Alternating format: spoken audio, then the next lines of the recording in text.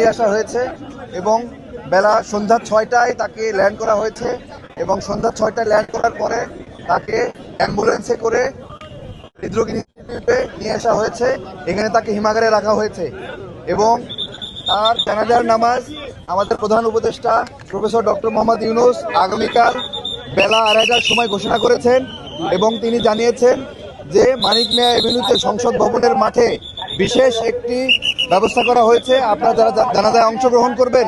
তারা সবাই যেন কোনো ভারী ব্যাগ বা ভারী কোনো জিনিসপত্র না নিয়ে আসেন সে ব্যাপারে আহ্বান জানিয়েছে। আমরা বলতে চাই এই যে জুলাইয়ের সমস্ত শক্তি আজকে যারা একত্রিত হয়েছি এই ওসমান হাদির মৃত্যুর মধ্য দিয়ে আমাদের বাংলাদেশ বিনির্মাণে আমরা নতুন করে শপথ নিতে চাই এবং আমরা বলতে চাই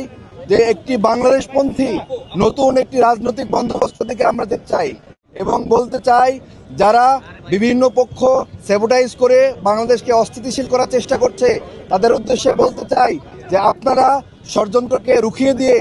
বাংলাদেশের আপামর ছাত্র জনতা আমাদের শরীফ ওসমান হাদি ভাইয়ের রক্তের বিনিময়ে একটি নতুন বাংলাদেশ বিনির্মাণের শপথ নিয়েছে এবং আগামীকাল বেলা 2:30টায় তার জানাজা নামাজ সম্পূর্ণ করে বেলা 2:30টায় প্রধান উপদেষ্টা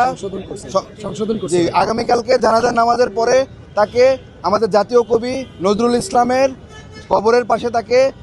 শায়িত করা হবে এবং তখন আবার তাকে সেন্ট্রাল মসজিদের সামনে হয়তোবা আরেকটা জানাজার নামাজের আয়োজন করা হতে পারে। আপনারা সবাই আমাদের যে সংসদ ভবনের পাশে মানিক মিয়া অ্যাভিনিউতে যে বিশেষ জানাজার ব্যবস্থা করা হয়েছে সেখানে সবাইকে উপস্থিত থাকার জন্য অনুরোধ করছি। সেই সাথে দেশবাসীর কাছে অত্যন্ত বিনীতভাবে অনুরোধ করছি আপনারা শান্তভাবে শহীদ ওসমান হাদি ভাইয়ের রক্তের যে শপথ নিয়েছেন আপনারা সুশৃঙ্খলভাবে আমাদের দাবি আদায়ের জন্য মাঠে থাকবেন। কেউ যাতে কোনো ধরনের কোনো স্যাবোটাইজ করে আমাদের ঐক্য বিনষ্ট না করতে পারে এবং কোনো ধরনের রাষ্ট্রীয় প্রতিষ্ঠান, কোনো ধরনের কোনো সংবাদ মাধ্যম, কোনো ধরনের টিভি চ্যানেল বা কোনো ধরনের কোনো প্রতিষ্ঠানে যাতে আক্রমণ না করে সে ব্যাপারে আমরা সবাই যথাসাধ্য চেষ্টা করব এবং আপনাদেরকে বলতে চাই যে নতুন একটি রাজনৈতিক বন্দোবস্তর জন্য